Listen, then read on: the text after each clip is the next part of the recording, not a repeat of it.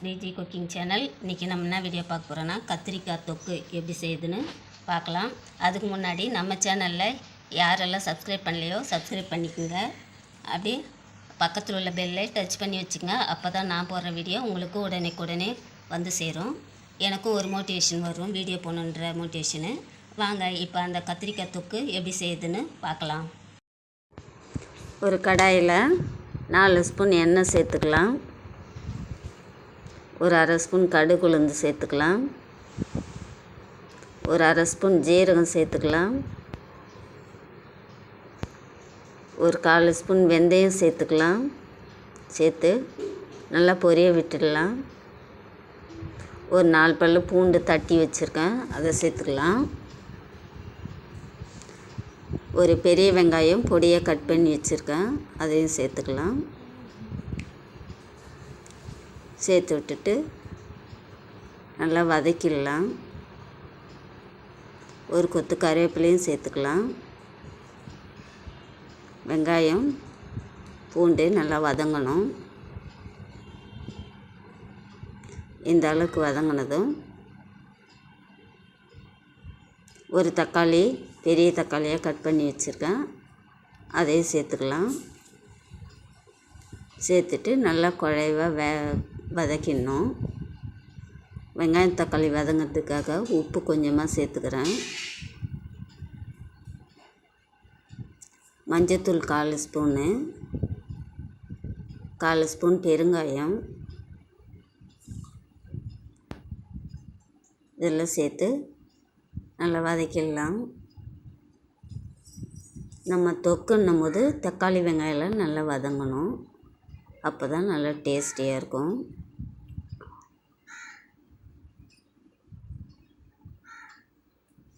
இந்த மாதிரி நல்லா வதங்கின உடனே நான் 1/4 கிலோ கத்திரிக்காவை இந்த மாதிரி நீல வாக்கில் கட் பண்ணி வச்சுருக்கேன். இப்போ கத்திரிக்காவை சேர்த்துக்கலாம். இந்த மாதிரி கட் பண்ணி வச்சுட்டு அதை சேர்த்து நல்லா வதக்கிடலாம். தண்ணி ஊற்றாமல் நல்லா வதக்கிடணும்.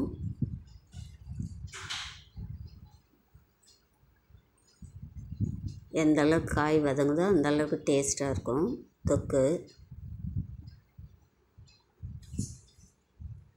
இது வந்து சாதம், சப்பாத்தி, இட்லி, தோசை கூட வச்சு சாப்பிட ரொம்ப சூப்பராக இருக்கும். காய் இந்த அளவுக்கு வதங்கினதும் 3 ஸ்பூன் மிளகாத்தூள் சேர்த்துக்கலாம். நான் குழம்பு மிளகாத்தூள் தான் சேர்க்குறேன். நீங்கள் குழம்பு மிளகாத்தூள் இல்லைன்னா தனி மிளகாத்தூள் 2 ஸ்பூன் சேர்த்துக்கிட்டு உங்கள் காரத்துக்கு தகுந்த மாதிரி அதுக்கு ஏற்ற மாதிரி டபுளாக மல்லிப்பொடி சேர்த்துக்கிறேன். 3 ஸ்பூன் மிளகாத்தூள், 3 ஸ்பூன் தனியாத்தூள் சேர்த்துட்டு தண்ணி ஊற்றாமல் அடுப்பை சிம்மில் வச்சு நல்லா வதக்கலாம்.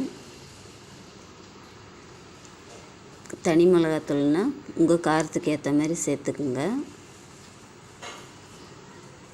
நல்லா அடுப்பு லோவில் இருக்கணும், இல்லைன்னா மிளகாத்தூள்லாம் கருகிடும். அதனால் வச்சு லோவில் வச்சு இந்த மாதிரி நல்லா வதக்கி விட்டுக்கலாம்.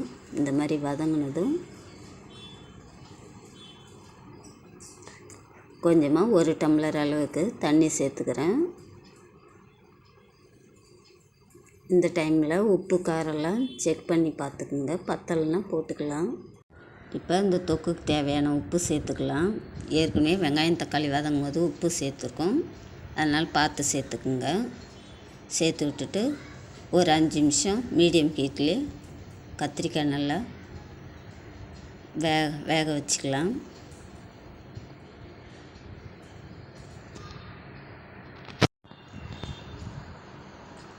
இப்போ புளி வந்து லெமன் சைஸு, சின்ன லெமன் சைஸ் அளவுக்கு எடுத்து தண்ணியில் நல்லா திக்காக கரைச்சி வச்சுக்கிறேன்.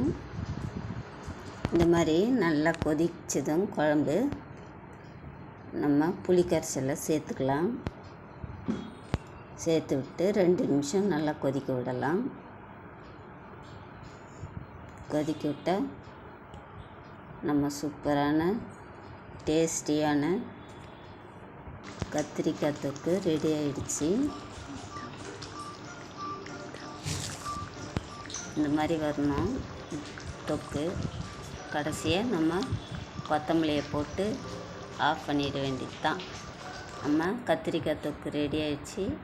இந்த வீடியோ பிடிச்சிருந்தால் லைக் பண்ணுங்கள், ஷேர் பண்ணுங்கள், கமெண்ட் பண்ணுங்கள். MSDG குக்கிங் சேனலுக்கு சப்ஸ்கிரைப் பண்ணுங்கள். தேங்க்யூ.